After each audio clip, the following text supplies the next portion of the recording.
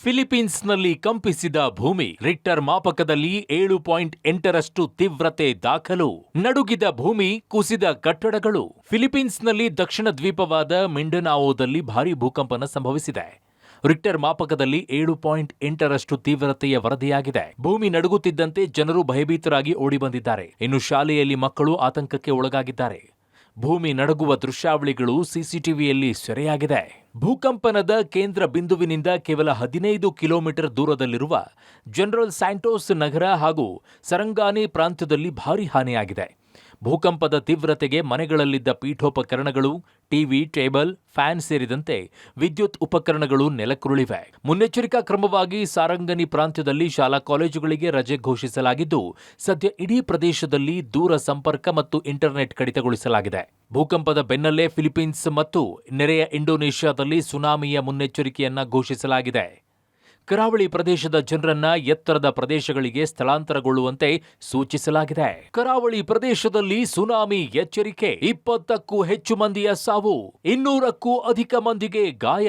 ಫಿಲಿಪೈನ್ಸ್ನ ಭೂಕಂಪನ ಸಂಸ್ಥೆ ಫಿವೋಲ್ಟ್ ಕರಾವಳಿ ತೀರಕ್ಕೆ 1 ಮೀಟರ್ಗಿಂತಲೂ ಎತ್ತರದ ಸುನಾಮಿ ಅಲೆಗಳು ಅಪ್ಪಳಿಸುವ ಸಾಧ್ಯತೆ ಇದ್ದು, ಇದು ಮುಂದಿನ ಕೆಲವು ಗಂಟೆಗಳ ಕಾಲ ಮುಂದುವರಿಯಬಹುದು ಅಂತ ಎಚ್ಚರಿಸಿದೆ. ನೆರೆಯ ಇಂಡೋನೇಷ್ಯಾದ ಜಿಯೋಫಿಸಿಕ್ಸ್ ಏಜೆನ್ಸಿ ಈಗಾಗಲೇ ತೀರದಲ್ಲಿ 0.19 ಮೀಟರ್ ಎತ್ತರದ ಅಲೆಗಳು ಪತ್ತೆಯಾಗಿರುವುದನ್ನು ಖಚಿತಪಡಿಸಲಾಗಿದೆ. ಅಮೆರಿಕದ ಸುನಾಮಿ ಮುನ್ನೆಚ್ಚರಿಕಾ ವ್ಯವಸ್ಥೆಯೂ ಸಹ ಈ ಭಾಗಕ್ಕೆ ಹೈ ಅಲರ್ಟ್ ಘೋಷಿಸಿದೆ. ಈವರೆಗೆ 20ಕ್ಕೂ ಹೆಚ್ಚು ಮಂದಿ ಸಾವು ದೃಢಪಟ್ಟಿದ್ದು, 4 ಗಾಯಗೊಂಡಿದ್ದಾರೆ. ರಕ್ಷಣಾ ಕಾರ್ಯಾಚರಣೆ ಮುಂದುವರೆದಿರುವುದರಿಂದ ಸಾವಿನ ಸಂಖ್ಯೆ ಹೆಚ್ಚಾಗುವ ಸಾಧ್ಯತೆ ಇದೆ. 200ಕ್ಕೂ ಹೆಚ್ಚು ಜನರು ಗಾಯಗೊಂಡಿದ್ದಾರೆ. ಇಲ್ಲಿ ಕೆಲವು ಸಣ್ಣ ಕಟ್ಟಡಗಳು ಭಾಗಶಃ ಕುಸಿದಿದ್ದು, ಪ್ರಮುಖ ಪ್ರವೇಶ ಸೇತುವೆ ಸೇರಿದಂತೆ ಹಲವಾರು ರಚನೆಗಳ ಮೇಲೆ ಬಿರುಕು ಕಾಣಿಸಿಕೊಂಡಿವೆ.